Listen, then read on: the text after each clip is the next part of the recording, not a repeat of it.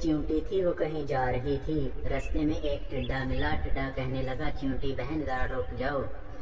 چیونٹی رک گئی، پوچھنے لگی کیا بات ہے؟ ٹڈے نے کہا میٹھی میٹھی ہوا چل رہی ہے، آؤ باغ میں کھیلیں۔ چیونٹی نے کہا میں کیسے کھیلوں، مجھے دانے اکٹھے کرنے ہیں، جب برسات آئے گی تو چھوٹی چھوٹی چیونٹیاں کیا کھائیں گی، مجھے گھر بھی ٹھیک کرنا ہے، برسات کے پانی سے گھر ٹوٹ سکتا ہے۔ ٹڈے نے کہا ہم تو کھیلتے ہیں جی۔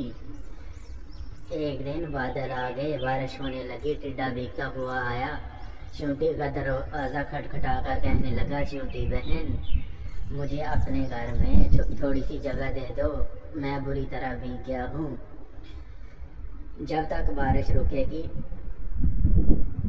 اس وقت تک یہاں رہوں گا، پھر چلا جاؤں گا۔ چیونٹی بولی بھائی ٹڈے تم نے سارا سال کام نہیں کیا، تم نے اپنا گھر نہیں بنایا،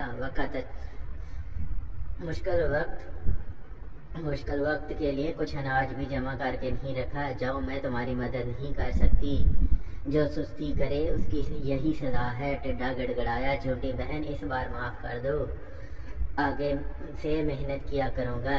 چیونٹی نے ٹڈے کو چاول کے کچھ دانے دیے، کہنے لگی تو کھا لو، لیکن میرے